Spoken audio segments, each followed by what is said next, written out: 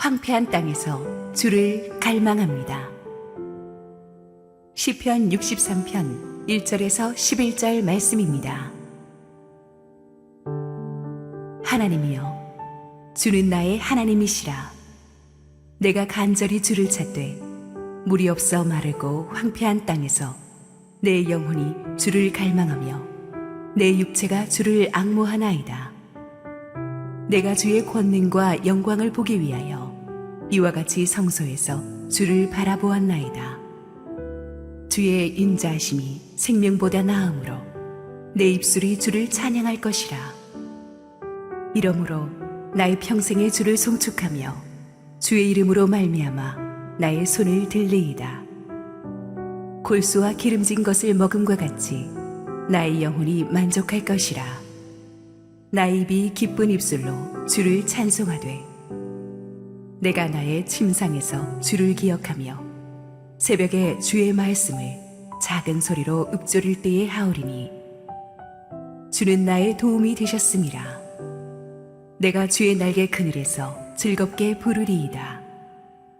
나의 영혼이 주를 가까이 따르니 주의 오른손이 나를 붙드시거니와 나의 영혼을 찾아 멸하려 하는 그들은 땅 깊은 곳에 들어가며 칼의 세력에 넘겨져 승냥이의 먹이가 되리이다.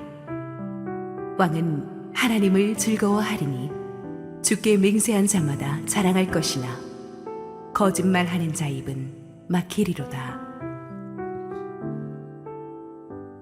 할렐루야. 우리 하나님께 감사와 영광의 박수 올려드리겠습니다. 우리 함께 기도하시고 말씀 보겠습니다. 사랑하는 아버지, 우리 가정주의를 맞아 주님의 음성을 또 듣기 원합니다. 부족한 종은 감춰주시고 우리 주님 홀로 영광받아 주시옵소서. 예수님 이름으로 기도했습니다. 아멘. 지난주에 우리는 아들 압살롬의 반란군에게 쫓겨서 수도 예루살렘을 내어주고 피난가던 다윗 왕 일행이 시므이라는 아주 못된 베냐민 지파 족장을 만나가지고 온갖 저주를 다 듣는 이야기를 살펴보았습니다. 사실 다윗이 왕이 아니라 보통 사람이라고 해도 참아 넘기기 힘든 모욕이었겠죠. 다윗은 시므이에게 칼로 보복할 힘이 있었지만 그렇게 하지 않았습니다. 하나님의 정의를 믿고 그 수치를 묵묵히 견뎌냈습니다. 결국 그 저주는 하나도 이루어지지 않았고 하나님께서는 오히려 다윗에게 최후의 승리를 주셨습니다. 어쨌든 그렇게 시므이와 헤어진 다윗 일행이 이제 유다 광야로 도주해서 일단 거기서 텐트를 치고 전열을 재정비하게 되는데 오늘 우리가 다루고자 하는 시편 63편은 다윗이 유다 광야에 피난가 있었을 때 썼던 시 중에 하나입니다. 시편에는 보통 150개의 시들이 있는데 이 중에 무려 73개가 다윗이 쓴 것들입니다. 시편은 찬송이기도 하면서 기도문이기도 합니다. 그것은 다윗의 시편의 거의 절반을 썼다는 것은 다윗이 그만큼 파워풀한 찬송하는 사람이요 또 기도하는 사람, 즉 예배자였다는 얘기죠. 다윗은 정말 하나님을 풍성하고 다양하고 깊이 있게 평생 체험해 간 사람입니다. 다윗이 쓴 시들의 대부분이 그런데 다윗이 광야 생활할 때 쓰여진 것들이에요. 별은 낮에도 비추고 있지만 밤이 돼야 그 고마움을 알듯이 우리 인생의 광야를 지날 때 하나님의 은혜가 절실하게 다가오는 법입니다. 다윗에게 있어서 이 광야는 처음 겪는 광야가 아닙니다. 이미 다윗의 머릿속에는 40년 전 자기가 20대 청년이었을 때 사울 왕의 추적을 피해 들어섰던 광야가 떠올랐을 것입니다. 그때 다윗은 골리앗을 쓰러뜨리고 가는 전쟁마다 승승장구하는, 그래서 전 국민의 추앙을 받는 신랑 순위감 1등의 그런 위대한 영웅이었습니다. 그러나 너무 뛰어났기 때문에 사울 왕의 시기심에 대상이 되면서 그는 모든 것을 다 잃고 도망자가 되어서 광야로 내쫓겼습니다. 10년이 넘는 20대의 그 푸르른 날들을 그는 광야에서 보냈습니다. 그리고 하나님의 은혜로 살아남아서 왕이 되었죠. 통일을 시키고 위대한 제국을 만들었습니다. 그리고 30년이 흘렀어요. 이제 다윗이 고생 끝 행복 시작이 되는데 60이 넘은 나이에 다시 백투 광야, 모든 것을 다 잃고 다시 유다 광야로 쫓겨날 줄은 누가 알았겠습니까? 다윗 자신도 기가 막혔을 것입니다. 60이 넘은 나이에 다시 낯익은 광야 풍경을 딱 보는 순간 데자뷰처럼 20대 청년 시절에 들어갔던 광야가 생각이 났겠죠. 아, 내가 여기에 다시 올 줄은 누가 알았겠습니까? 그래도 젊었을 때는요, 힘이 있잖아요. 앞으로 살아갈 날이 많기 때문에 미래에 대한 꿈도 꿀 수 있었으니까 버틸 수 있었을 거예요. 근데 지금은 60이 넘었어요. 나이가 들어서 건강도 예전 같지 않습니다. 젊었을 때는 광야 위를 하이킹 슈즈 신고 팽팽 날아다녔을 텐데 이제 60이 넘은 다윗은 옆에 부하들을 부축을 받으면서 헐떡이면서 그렇게 걸어야 했을 것입니다. 왕의 자리에 오래 앉아 있다 보니까 뭐 운동이나 제대로 했겠습니까? 그래서 마음은 원이로 돼 몸은 예전 같지 않은 현실에 다윗이 서글펐을 것입니다. 같은 경기를 뛰어도 내 몸이 어떤 컨디션인가에 따라서 하늘과 땅 차이죠. 지금 다윗은 젊었을 때보다 훨씬 안 좋은 몸 상태, 마음 상태로 이 광야로 들어오게 되었습니다. 이 젊었을 때는 폭압적인 윗사람 사울왕 때문에 쫓겨가지고 광야로 들어갔는데 이제는 무서운 야심가인 젊은 압살롬에게 치여서 다시 광야로 쫓겨갑니다. 우리네 인생이 참 아이러니하죠. 젊었을 때는 윗사람한테 눌려가지고 힘들었는데 이제 조금 내가 윗사람 돼서 자리 잡을 만하니까 이제는 밑에 사람이 막 쳐받아서 올라오는 거예요. 낀 세대의 아픔이죠. 1절에 보니까 내가 물이 없어 마르고 황폐한 땅에서 주를 찾는다고 했어요. 물이 없어 마르고 황폐한 땅은 지금 다윗의 광야 생활이 얼마나 처절한가를 보여줍니다. 광야에 물이 없다. 이것은 살아야 하는데 살 길이 없다는 뜻입니다. 이대로 조금만 더 가면 죽게 됩니다. 우리네 인생에서도 물이 없어 말라버린 광야에 오래 지나가는 때가 있어요. 이제는 더 이상 버틸 여력이 없어졌습니다.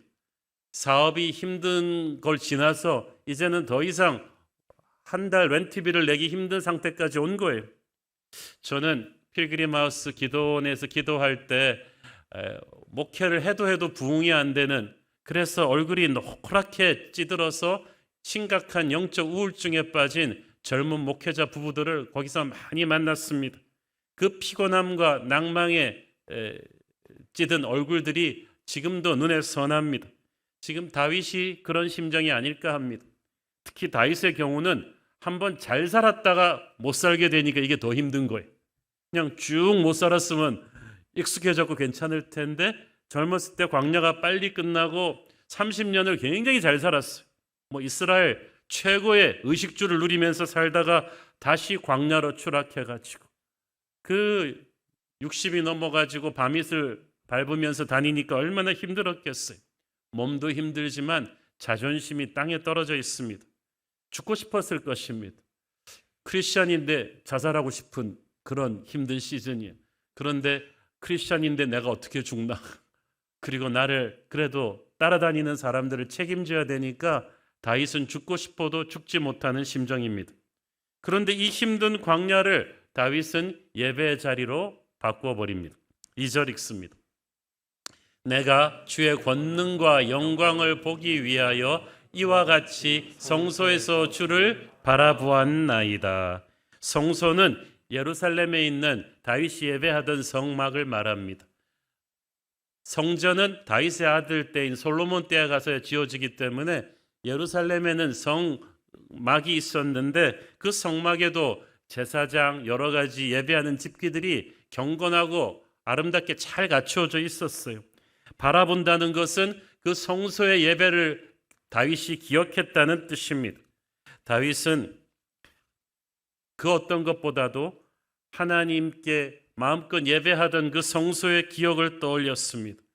인생이 평안할 때는 그 시스템이 쫙 갖추어준 그런 아름답고 경건한 성막에서의 그 예배를 당연시 여겼는데 이제 광야로 와보니까 그게 얼마나 축복이었는지를 깨달은 거죠. 군대 가서 예배가 거듭난 한 형제의 간증을 들은 적이 있습니다. 보통 편하게 교회 다닐 때는 막 들쑥날쑥 그렇게 교회를 다녔는데 군대 갔는데 그렇게 기합을 많이 주는데 주일날 교회를 못 가게 하는 거예요. 교회 가려면 빠따를 20대 맞고 가라. 자기가 빠따를 20대를 맞았대요. 그리고 교회 가니까 그렇게 은혜가 있더라는 거죠. 야, 이 빠따의 힘이 무섭다는 거죠. 그렇게 보통 때는 그냥 어머니가 등 떠밀어도 가기 싫던 교회인데 군대가 참 이 빠따의 힘 그래가지고 그냥 거기서 얼마나 은혜가 왔는지 우리도 빠따를 맞았죠. 코로나라는 빠따를 맞았습니다. 코로나 때 아마 저도 그렇고 성도 여러분도 가장 힘든 때가 초창기 전격 비대면 체제로 가면서 정말 S하우스에서도 여기서도 카메라만 보고 예배하던 때, 카메라만 보고 설교하는 저도 힘들었지만 집에서 예배하던 여러분도 힘드셨을 거예요. 특히 우리 성가대 중보기도팀은 정말 교회 와서 찬양 연습하고 기도하던 그때를 그리워했다는 얘기를 많이 들었습니다. 요즘 굉장히 기쁩니다. 성도들이 다시 본당을 가득 메우고 같이 웃고 떠들고 주일학교에 애들이 뛰어다니는 그 모습만 봐도 얼마나 기쁜지 모르겠습니다. 코로나라는 광야가 우리가 당연시 여기고 있던 이 예배 성소의 중요성을 우리에게 알려주었습니다. 근데 다윗은 광야에서 단지 예루살렘 성소를 그리워만 한 것이 아니라 광야에서 예배함으로써 예루살렘 성소를 자기가 있는 광야로 가져온 거예요. 제가 좋아하는 CCM 찬양 중에 그 가사가 있습니다. 나는 하나님을 예배하는 예배자입니다. 내가 서 있는 곳 어디서나 하나님을 예배합니다. 그렇죠. 장소나 건물이 어느 정도 도움은 되겠지만 예배의 본질을 만드는 것은 하나님을 갈망하는 예배자예요. 그 예배자가 하나님 앞에 간절히 무릎 꿇으면 그가 아골골짝 빈들에 서 있다 할지라도 그는 하늘의 문을 여는 광야 예배자가 될 것입니다. 그는 평강의 예수님을 전쟁 같은 현실 속으로 초대해 드리게 됩니다. 그래서 다윗은 그곳에서 광야 교회를 만든 거예요. 특히 광야에서 다윗은 주로 밤에 예배를 드렸습니다. 6절 읽습니다. 내가 나의 침상에서 주를 기억하며 새벽에 주의 말씀을 작은 소리로 읊조릴 때에 하오리니. 일단 유다 광야의 성지순례 같이 가보신 분들은 아시겠지만 낮에 예배 드릴 수가 없어요. 얼마나 자결하는 태양이 뜨거운지 숨도 쉬고 있을 수 없습니다. 게다가 적들이 쫓아올 때 도망 다녀야 되기 때문에 낮에는 정상적으로 예배를 드릴 수가 없고 해가 떨어지고 좀 시원해져야 비로소 정신 차리고 예배를 드릴 수가 있는데 해 떨어지면은 이제 광야 아무데나 그 모래와 자갈이 딱딱한 곳에 담요 펴고 아무데나 자는 거예요. 부하들은 몸이 피곤하니까 사방에 엎드려서 잠을 청하는데 다윗만은 잠이 오지 않았습니다. 궁궐의 푹신한 침대가 그리워서만은 아닙니다. 그는 수많은 사람들의 운명을 책임진 지도자였습니다. 지도자는 백성들은 다 자도 못 자는 그런 무거운 책임감과 고독이 있는 거예요. 지금 앞으로 자기에게 닥친 상황을 어떻게 풀어가야 할까 생각하자니까 눈앞이 캄캄했을 것입니다. 그런데 다윗은 그 힘든 밤에 하나님을 예배하기 시작합니다. 여기서 새벽이라고 번역된 히브리어는 히브리 시간으로 밤 10시에서 새벽 2시 정도를 가리키는 거예요. 한마디로 다윗은 거의 잠을 못 잤습니다. 철야 예배를 드린 거죠. 누가 철야 예배의 원조냐? 다윗이죠. 왜 철야 예배를 드렸느냐? 밤에 너무 힘들어서 잠이 안 와요. 여러분, 육체가 힘들면 자는데요. 마음이 힘들면 육체가 피곤해도 잠을 못 잡니다. 그럼 이때 어떻게 하느냐? 다윗이 그때 예배를 한 거예요. 여러분, 잠 못 이루는 밤에 예배하지 않으면 반드시 이상한 짓 하게 돼 있어요. 반드시 딴짓하게 돼 있어요. 고통스러워하게 돼 있어요. 그래서 이때 하나님을 예배했던 거예요. 저와 여러분이 잠 못 이루는 것만큼 고통스러운 밤에 하나님을 예배할 수 있게 되기를 바랍니다. 꿈속에서라도 주님의 꿈을 꾸면 좋겠습니다. 아침에 일어나자 눈 뜨자마자 성경 말씀이 튀어나오고 찬양이 흘러나왔으면 좋겠습니다. 인생이 달라질 것입니다. 이때 다윗의 예배는 거룩한 집중력의 예배였어요. 모든 시선을 주님께 향하고라는 찬양가사 들어본 적 있죠? 바라봄의 법칙이에요. 2절 다시 한번 읽습니다. 내가 주의 권능과 영광을 보기 위하여 이와 같이 성소에서 주를 바라보았나이다. 보았다, 보기 위해서 바라보았다. 연거푸 2번씩 나오죠. 믿음 생활을 하는 데 있어서 무엇을 보는가, 어떤 눈으로 보는가가 너무 중요합니다. 영의 눈으로 하나님을 보는 사람은 하늘의 문을 열 것입니다. 성경에서 보면요, 하나님께서 놀라운 기적을 행하시고 절망 같은 우리의 삶에 돌파구를 열어주실 때 꼭 선행되는 게 있는데 우리의 영적인 시야를 열어주십니다. 아브라함에게서 오른팔 같았던 롯이 떠나고 아브라함이 기가 팍 죽어갖고 땅만 보고 있었을 때 하나님께서 밖으로 나와라, 눈을 들어서 동서남북을 봐라. 보니까 어떻게 됐어요? 다 네 것이다. 여러분, 하나님이 보라 그럴 때 봐야 돼요. 졸지 말고 딱 보셔야 돼요. 왜냐하면 그게 기적의 시작입니다. 바로의 전차대를 뒤에다 두고 홍해 앞바다에선 이스라엘 백성들이 막 패닉하고 있을 때 하나님께서 뭐라고 하셨어요? 너희는 가만히 있어 하나님의 구원을 봐라. 무엇을 보느냐? 따라서 축복이 결정됩니다. 하나님이 보라고 하실 때 믿음의 눈으로 보면 브레이크드루, 길이 없는 것에 길이 보일 것이고 슬픔 속에서 소망이 열릴 것입니다. 다윗은 그 비밀을 아는 사람이었어요. 그래서 이 힘든 상황 속에서 나는 주를 바라보겠다는 거 아니에요? 지금 압도적인 군세 반란군에게 쫓겨 황폐한 광야에 들어와 있었지만 다윗은 문제를 본 게 아니라 하나님의 영광에 자기의 시선을 두었습니다. 영의 눈을 가진 사람이기 때문에 그렇죠. 우리가 세상 속에 살 때 너무 쓸데없이 이것저것 많이 보고 살았어.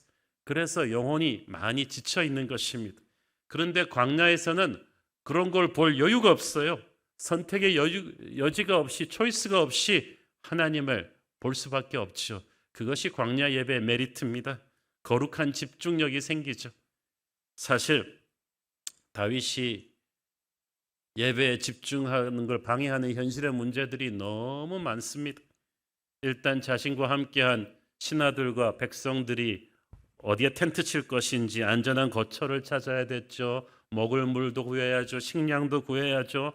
추격해오는 반란군들의 동선을 또 살펴야죠. 어떻게 하면 다시 반격해서 재기를 도모할 수 있을지 전략도 구상해야죠. 흐트러진 민심을 또 사로잡아야죠. 이런 것들을 해결하기 위해서 모든 백성들과 부하들이 다윗 얼굴만 바라보고 있어요. 다윗은 이들을 책임져야 했는데 다윗은 이때 자기의 시선을 문제들이 아닌 하나님께 가 있게 했습니다. 이게 현명한 거죠. 내가 답이 없는데 어떻게 하겠어요? 11절 중에서 오늘 본문에서 9절이 하나님을 바라보는 다윗의 묵상입니다. 나머지 3절만 현실의 문제들, 원수들에 대한 그 내용이에요. 그것도 하나님을 바라보고 나서 예배하고 은혜 받은 힘으로 원수들을 바라보는 내용이에요. 그러므로 오늘의 다윗의 큐티의 핵심은 하나님에게 딱 가 있어요. 예배는 내 현실의 문제에 대한 답을 찾기 위한 것이 아니라 그냥 하나님께 그냥 몰입하는 거예요. 왜냐하면 하나님은 이미 모든 문제를 아시기 때문에 하나님에게 그냥 몰입만 해도 하나님의 은혜가 내게 옵니다. 다윗의 시선이 현실의 문제에 가 있지 않았다. 그리고 또한 그의 시선은 자기에게 상처를 준 원수들에게 가 있지도 않았습니다. 다윗도 감정이 있잖아요. 반역자인 아들 압살롬과 그를 따라간 배신한 부하들에 대한 분노가 얼마나 컸겠어요. 입에 담지 못할 저주를 자기에게 퍼부었던 시므이에 대한 분노가 뒤엉켜서 얼마나 마음이 괴로웠을 것입니까? 그런데 다윗이 압살롬과 시므이를 생각하고 있지 않아요. 생각을 아예 안 한 건 아니겠지만은 의지적으로 빨리 생각을 떼서 하나님한테 간절하게 나갑니다. 우리도 그렇게 해야 됩니다. 여러분, 우리 마음에는 원수에게 받은 상처 때문에 언젠가는 복수하고 싶은 무거운 짐이 있습니다. 그 미움의 짐을 내려놓아야만 합니다. 그래야 안식이 옵니다. 우리의 시선을 원수에게 두면 우리는 더욱 불행해집니다. 지난주에 말씀드렸죠. 마귀는 미움의 밥을 먹고 산다고. 그러므로 우리가 정말 마음속으로 원수를 계속 미워하면 할수록 마귀한테 내 마음의 공간을 더 해지울 수 있도록 막 내주는 거예요. 그런데 원수를 용서하고 축복할 때 비로소 마귀가 우리를 떠날 것입니다. 대신 예수님의 은혜가 나를 채우겠죠. 누구든지 여러분이 계속 원수를 삼으면 그 원수는 우리 영혼의 짐이 돼서 끊임없이 우리의 영혼을 누르는 어둠의 권세가 될 것입니다. 그러므로 안식하기 위해서 이 미움의 짐을 다 내려놓아야 돼요. 제가 보니까 다윗이 힘들지만 그걸 한 것 같아요. 그러니까 예배 자유함이 옵니다. 이 시간에 아직도 여러분의 마음속에 미움의 짐을 내려놓지 못하고 있는 분들은 예수의 이름으로 내려놓기를 바랍니다. 그래서 오늘 예배에서 여러분의 영적인 혈이 뚫리는 축복이 있기를 바랍니다. 1절에 보니까 다윗은 광야에서 예배할 때 간절히 주를 찾는다고 했죠. 자기의 영혼이 주를 갈망하며 육체는 주를 앙모한다고 했어요. 간절히 갈망, 앙모, 이 모든 것은 이 절박함이 있는 거야. 절박함이 예배의 열정을 만듭니다. 예배 인도자가 좀 큰 소리로 하세요. 뭐 그렇게 한다고 열정이 생기는 게 아니에요. 절박함이 예배의 열정을 만듭니다. 광야는 절박한 곳이죠. 절박하면 매너리즘이 깨집니다. 폼을 잡을 수가 없어요. 거품이 다 빠집니다. 뭐 졸면서 예배한다거나 스마트폰 검색하면서 딴짓한다거나 그럴 수가 없어요. 왜냐하면 지금 당장 하나님을 만나지 않으면, 성령의 터치를 체험하지 않으면 내가 죽겠는데 그럴 여유가 없잖아요. 그래서 광야의 예배자는 절박감이 있어요. 찬양 하나, 기도 하나 하는데도 절박해요. 간절해요. 푸른 초장에 예배하는 비교가 안 되죠. 이 절박함의 예배가 열정을 만들고 이 열정이 하늘의 문을 열 것입니다. 이 절박한 열정을 가지고 예배하는 광야 예배자는 온 세상에 하나님과 자기밖에 없는 것처럼 그렇게 예배합니다. 1절에서 다윗은 하나님이여 주는 나의 하나님이라. 여러분 정말 어떻게 보면 좀 얄밉죠. 이 많은 사람들이 같이 예배하는데 하나님은 나의 하나님, my God. 그런데 여러분 그 정도 확신이 있어야 돼요. 그 정도 절박함이 있어야 돼요. 그러니까 다윗은 주눅들지 않는 거예요. 광야 예배를 통해서 하나님이 주시는 은혜를 다윗은 흠뻑 체험한 사람입니다. 그는 첫째로 주의 인자하심의 소중함을 알게 되었습니다. 3절 읽습니다. 주의 인자하심이 생명보다 나음으로 내 입술이 주를 찬양할 것이라. 여기서 인자하심이라는 히브리어 단어가 헤세드예요. 구약성경에서 가장 여러분이 기억해야 될 단어입니다. 헤세드는 하나님의 백성에게만 부어주는 하나님의 모든 은혜와 사랑과 축복을 다 패키지로 말하는 게 헤세드예요. 그래서 어디서 헤세드라는 말 들으면 땡큐, 아멘, 박 잡아야 돼요. 이 헤세드가 생명보다 낫다고 했는데 이 생명은 그냥 숨만 붙어 있는 생명이 아니라 이 세상에서 누릴 수 있는 모든 부귀영화를 뜻하는 거예요. 다윗은 그것을 다 누려본 사람인데 광야에 들어오게 되니까 그게 아무것도 아니고 주님의 헤세드가 최고다라는 것을 깨닫게 된 거예요. 여러분 우리가 세상에서 잘 나갈 때는 세상의 축복과 하나님의 축복이 혼재돼 가지고 마귀가 자꾸 우리한테 혼란을 줘요. 뭐 그게 그건 것처럼 하나님의 축복을 뭐 받아는 좋지만은 뭐 세상 축복도 쌤쌤 아니냐 좀 이렇게 하는데 광야에서는 세상 축복이 싹 망했기 때문에 하나님의 축복이 얼마나 고귀한지를 깨닫게 되죠. 그게 5절 말씀에서 다시 반복되지 않습니까? 5절 골수와 기름진 것을 먹은과 같이 나의 영혼이 만족할 것이라. 나의 입이 기쁜 입술로 주를 찬송하되. 골수와 기름진 것, 자기가 왕궁에서 먹었던 산의 진미, 그것보다도 영적인 만족을 지금 광야에서 누리고 있다는 거예요. 참 희한하죠? 여러분 좋은 집, 좋은 차 이렇게 잘 사는 거 우리가 참 원하는데 좋은 집, 좋은 차 몰고 좋은 음식 몰고 잘 사는 거 한 1년만 해보세요. 그 다음부터 감사가 없어요.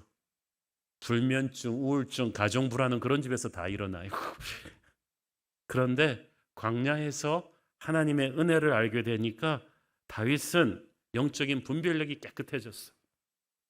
광야에 있을 때 영적인 분별력이 생깁니다. 당연시 여기던 것을 감사할 줄 알게 되는 거예요. 매일매일 자다가 깨는 게 당연한 줄 알았는데 광야에서 적군한테 쫓길 때는 매일매일 무사히 자고 깨는 게 이게 축복인 거예요. 하루하루가 기적이에요. 이전에는 그냥 사라지는 줄 알았어요. 그러니까 살아있음에 대한 감사가 없었죠. 어저께 한 공동체 순장 모임을 하는데 어떤 장로님께서 다른 사람들은 막 특세 때 큰 기적과 은혜를 체험했다는데 자기는 우리 교회 10년 넘게 다녔는데 특세 7년 다 했는데 그렇게 눈에 띄는 기적과 그런 걸 좀 못 느꼈다고 가족들 모임에서 얘기했더니 그 10대 딸이 딱 그랬답니다. 아빠는 존재 자체가 기적이야. 정말 그게 맞는 것 같아. 우리 모두가 참 10년 동안 그분이 인생이 변화해서 장로님이 되기까지 얼마나 하나님께서 보이지 않게 축복과 은혜를 많이 주셨는지 몰라요. 여러분 기적이 없다고 말하지 마세요. 우리같이 이기적인 사람들이 예수 믿고 이 정도까지 기도하는 예배자가 된 게 기적입니다. 살아있는 게 기적이죠. 이 평범한 하루를 감사하는 거예요. 하나님의 보호하심과 임재를 다윗은 느끼게 되었어요. 그러면서 다윗의 예배 포스처가 바뀝니다. 4절 읽습니다. 이러므로 나의 평생의 주를 송축하며 주의 이름으로 말미암아 나의 손을 들리이다. 히브리인들은 우리나라 사람들은 기도하자 그러면 이러는데 히브리인들은 양손바닥을 하늘을 향해서 펼쳐듭니다. 기도가 절정에 오르게 되면 하나님을 향한 뜨거운 열정과 믿음이 생겼다는 뜻이죠. 그래서 다윗이 누가 손 드세요라고 해서 손 든 게 아니라 광야의 예배를 깊이 몰입하면서 자기도 모르게 손이 쫙 올라간 거예요. 하나님을 향해 손을 펼치게 되었습니다. 열정이 생긴 거예요. 여러분 자기 처지 생각하면 다윗은 지금 불평과 원망이 많아야 되죠. 주님이 나한테 어찌 이러실 수가 있는가. 근데 여러분 광야에서 그냥 가만히 있으면요 광야를 자꾸 부정적으로 해석하게 돼요. 그러면 몸과 마음이 계속 처집니다. 이럴 때 오히려 열정을 가지고 예배하면 그걸 떨쳐버릴 수가 있죠. 사는 게 너무 힘들어서 기운이 없는 때일수록 여러분은 예배의 열정을 가지시기를 바랍니다. 4절에서 다윗은 나의 평생의 주를 송축하겠다고 했잖아요. 그것은 이제 평생 예배자로 살겠다는 다윗의 서원입니다. 이게 서원이 굉장히 하나님을 꼼짝 못하게 하는 서원인 게 그러려면 지금 압살롬이랑 싸워서 이겨서 살아남아야 평생이 있잖아요. 나를 그렇게 살려주시면 나는 평생 예배자가 될 것이다 라는 서원입니다. 여러분도 평생 하나님을 찬양하는 예배자로 살겠다는 서원을 한번 해보십시오. 그러면 그런 예배자로 살기 위해서 하나님이 여러분을 살려주셔야 할 거예요. 그 고통 속에서 살려주셔야 될 것입니다. 광야 예배자의 또 하나의 아이러니한 축복은 정말 웃을 일이 없는데 하늘의 기쁨이 채워진다는 거예요. 5절에 보니까 나의 입이 기쁜 입술로 주를 찬송한다. 지금 다윗의 상황은 최악입니다. 사실 가정의 달에 5월 달에 다윗의 인생의 이 부분을 설교하기 정말 힘듭니다. 지금 가정이 콩비박산 나가지고 지금 아들한테 반란을 당해서 쫓겨나고 있는 이 상황에서 다윗이 기쁜 입술로 주를 찬송한다. 미친 사람이죠. 다른 사람이 저 사람 돌았나? 왜 이럴 때 웃지? 그것이 광야 예배를 통해서 주어지는 하늘의 기쁨이에요. 이건 그냥 재미있는 예능 프로그램 보고 웃는 가식적인 웃음이 아닙니다. 영혼 깊은 곳에서부터 은혜의 샘물이 터진 거예요. 5절 7절에서 다윗이 기쁘다 즐겁다는 말을 2번이나 하는데 이게 지금 정상적인 상황인지 육의 눈으로는 이해가 안 되지만 영의 눈으로 해석하면 이게 이해가 돼요.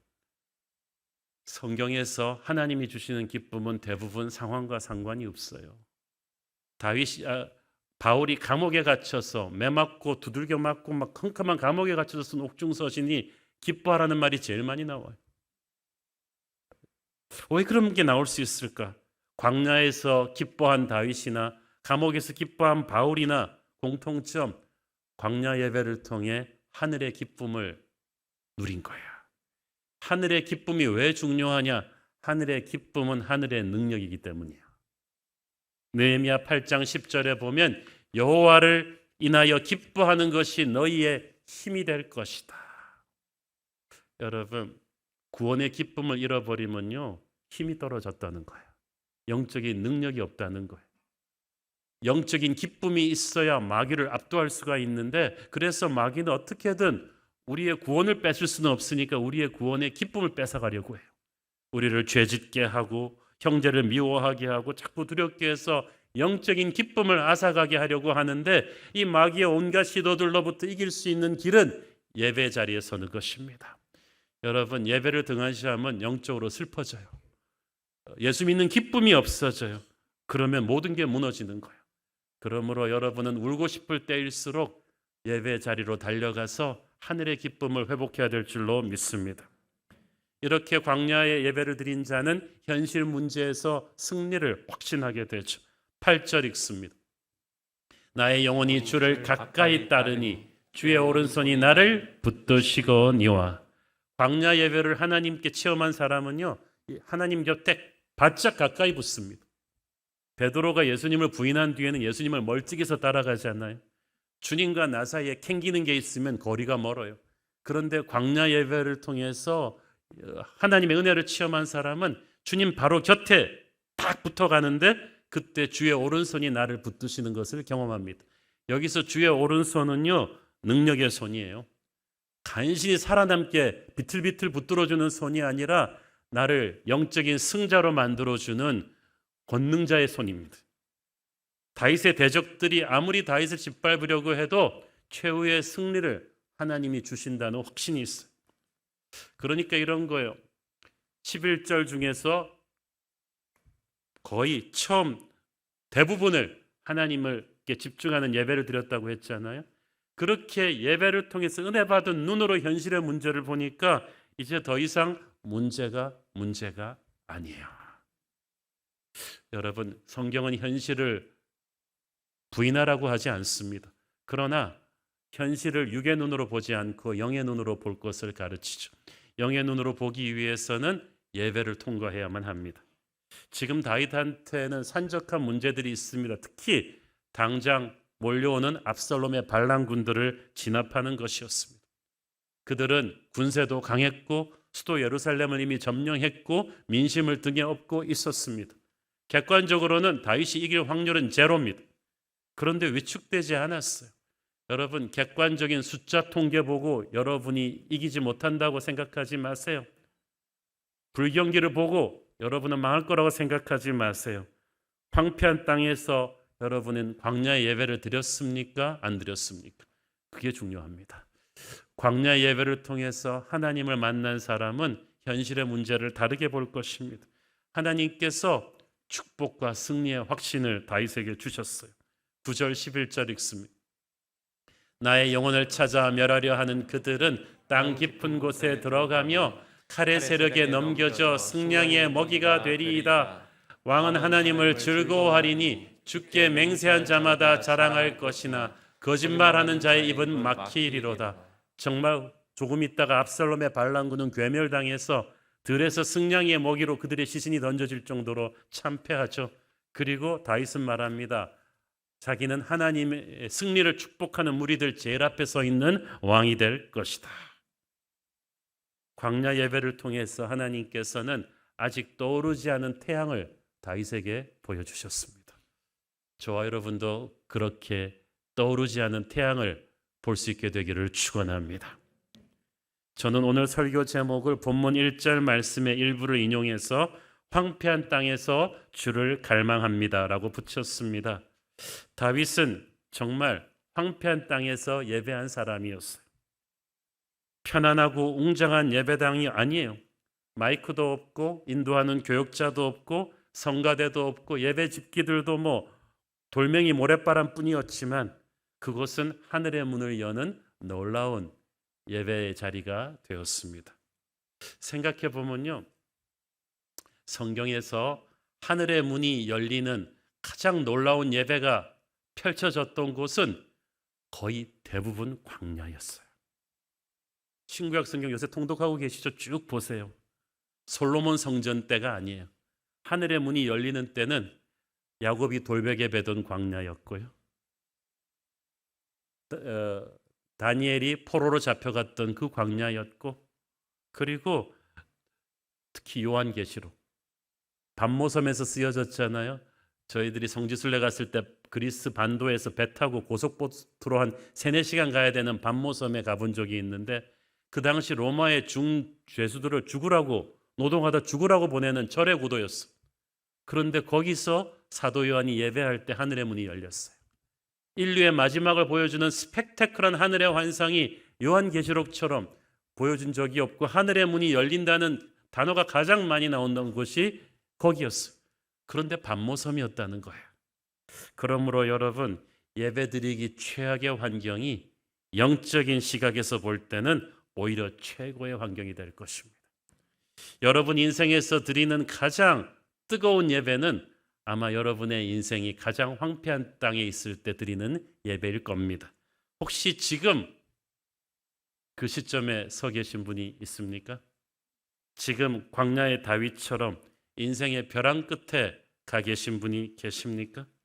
사람에게 배신당하고 가진 것을 모두 다 잃어버리고 크리스천만 아니면 죽고 싶다 할 정도의 광야의 끝에 밀려 계신 분이 있다면 오늘의 설교가 바로 여러분을 위한 것인지 모르겠습니다. 가정의 달인데 부부관계가 이제 거의 끝까지 와 계신 분, 부모 자녀 간의 이 간극이 너무 깊어져 가지고 어디 가서 말하기도 부끄럽고 가정의 달에 찬양하기도 어려운 그런 황폐한 광야까지 여러분의 가정이 밀려 있다면, 여러분 그 황폐한 땅에서 오늘 주를 갈망하며 예배해 보시기를 바랍니다. 지금 아무것도 못하는 상황 아니에요. 어차피 예배는 드릴 수 있습니다. 가난하고 부서진 그 모습 그대로, 넥타이 풀고 흐르는 눈물을 닦지 못한 모습 그대로 다윗처럼 하나님 앞에 엎드려 보십시오. 다윗이 드렸던 광야 예배가 그런 것이었을 텐데, 제가 단언컨대 회복과 역전의 축복이 거기서부터 시작될 것입니다. 여러분은 거기가 죽을 자리 같겠지만 실은 반모섬처럼 하늘의 문을 여는 예배 자리가 될 줄로 믿습니다. 여러분이 서 있는 곳 그곳에서 내 영혼 거룩한 주님을 향해서 나갈 때 다윗을 일으키셨던 주님께서 여러분을 회복시켜주는 축복이 있을 줄로 믿습니다. 기도하겠습니다. 주님 은혜를 감사합니다. 모든 것을 다 잃고 기가 막힌 상황에서 황폐한 광야에서 하나님을 향해 예배했던 다윗처럼 오늘 그렇게 황폐한 땅에 서 있는 인생이 있다면 주님, 그가 예배할 때 하늘문을 열어주십시오. 찾아와서 눈물을 닦아주시고 다시 회복시켜 주옵소서. 기적이 필요한 가정이 있습니다. 한 영혼이 있습니다. 주님, 오늘 하늘의 문을 여시고 기적 같은 회복을 주옵소서. 예수님 이름으로 기도했습니다. 아멘.